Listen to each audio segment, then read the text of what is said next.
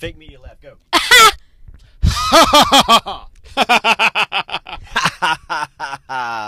Who did it best? I would have to say Carly. Just because she's a girl? Just because she's a girl. That's the only reason.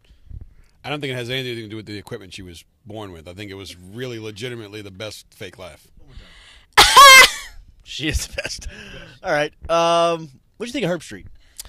Great interview, and it's kind of interesting to kind of hear his perspective on LSU, and some of the things that he mentioned was, ever since Les Miles has been there, you never really count LSU out of the discussion. And there is some truth to that. And I know a lot of fans, a lot of, people in the huddle that, they don't really want to hear that.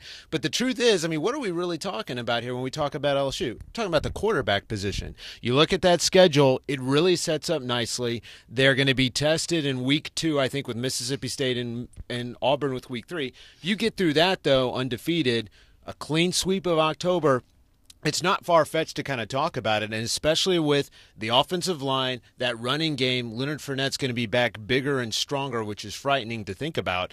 It's not far-fetched, so I don't think it's really too much out of left field. Definitely a bold prediction on his part, but you can definitely see it. Carl, you guys had access to him up in Cleveland. It surprised you that he came out and picked LSU?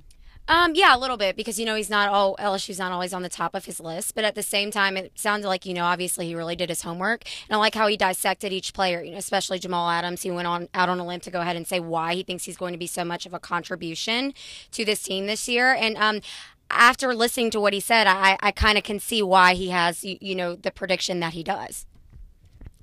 Yeah, you know what? He broke down Dowdy from freaking Western Kentucky. Yeah. Is there a better guy in college football than Kirk Herbstreit? I don't think so. We were talking about it, right? Drew Brees, Sean Payton, Shaq. After that, you would probably put this morning's interview? Yeah, probably top 3 interviews here, and you would have to throw in Kirk Herbstreit. Let's think about it like this.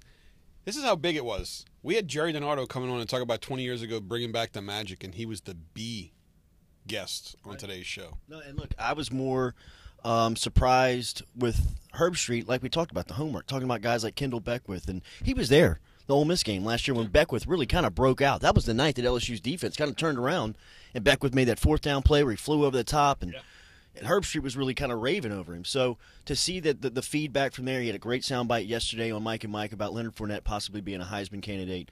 Look, I thought DiNardo was great as well. We talked about Wisconsin, different look, Paul Chryst in, and they'll open up against Alabama. The only surprise that we got out of Kirk Herbstreit was that he called it 7 a.m. instead of 8 a.m., right? Which totally recalibrated. Well, it was 8 a.m., I think, where he was. He's in Nashville. Okay, so he's in Nashville. All right. Well, you know what? Maybe he was in Bristol. At any rate, Anyway, he picked up the phone and called us. We didn't have to call him. We do have to thank Michael Bonnet at LSU Sports Information for helping us set up that interview. Carly McCord, James Harrelson, Derek Panamsky, the Prince. I'm Jordy Culotta. That's Cade Wassan. Carly McCord has the best fake media laugh. You guys enjoy the weekend. We're at Mike Anderson's Seafood tomorrow at 11 o'clock. Talk to you Monday morning.